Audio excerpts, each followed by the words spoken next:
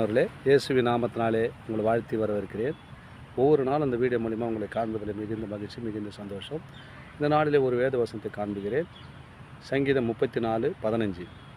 கர்த்தருடைய கண்கள் நீதிமான்கள் மேல் நோக்கமாக இருக்கிறது, அவருடைய செவிகள் அவர்கள் கூப்பிடுதலுக்கு திறந்திருக்கிறது. பாருங்கள், கர்த்தருடைய கண்கள், ஏசப்பாவுடைய கண்கள் யார் மேல் நோக்கமாக இருக்கிறது தான் நீதிமான்கள் அப்படின்னு சொன்னால், இயேசுக்கு பயந்து இயேசுனுடைய வார்த்தையை இப்போ கேட்குறீங்களே, இதுக்கு பயந்து நடக்கிற உங்களை தான் அவர் நீதிமான்றார்.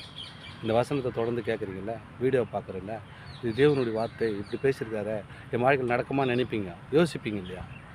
அவங்கள தான் சொல்கிறார் நீதிமான் என்று ஆண்டவர் சொல்கிறார். என் வசனத்தை கேட்குற, என் வீடியோவை பார்க்குற, இந்த வசனத்தை கேட்டு அதுவே நடக்கிற பிள்ளைகள் எல்லாம் நீதிமான் என்று ஆண்டவர் உங்களை பார்த்தாங்க சொல்கிறாரு. நீதிமான்கள் அப்படின்னு சொல்கிறார். அதுதான் சொல்கிறார், அவர்கள் கூப்பிடுறது அவர் உடனடியாக செவி திறந்துருக்குமா, உடனே பதில். யாருங்க பதில்? உங்களுக்கு பதில் வருமா? வசனத்தை கேட்குறீங்களா? நிச்சயமாக வருங்க. ஏன்னா இந்த வசனத்தெல்லாம் யாரும் கேட்க முடியாது. சில பேர் அப்படி தள்ளி விட்ருவாங்க.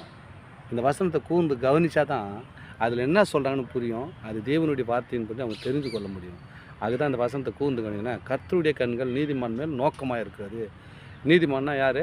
அவருடைய வசனத்தை கேட்குற பிள்ளைங்க மேலே எப்போதுமே அவர் பாதுகாப்பாக இருந்துக்கினே இருப்பாராம், நோக்கமாக இருந்துக்கினே இருக்கும், அவரை நோக்கிக்கினே இருப்பாராம்.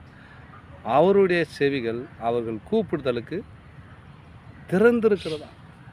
அப்போ எதனா ஒரு ஆபத்து வந்தால் என்ன பண்ணார்? இயேசுவே என்று கூப்பிட்டா போகிற உடனே வந்து பதில். யார் உனக்கு பிரச்சனை பண்ணுறாங்க, பிரச்சனை பதில் வந்து அவர் கேடகமாக நிற்பாருங்க. அதுதான் இயேசு. அவர் தான் உங்களை பார்த்து சொல்கிறார். உங்கள் வாழ்க்கையில் பிரச்சனையா, போராட்டமா? இல்லை, பயப்படாதீங்க. கர்த்தருடைய கண்கள் உங்கள் மேலே நோக்கமாக இருக்கிறது. இந்த வீடியோ பார்க்கறதுனால வசனத்தை கேட்கறதுல ஆண்டவர் உங்களை மகிமைப்படுத்துவாராக.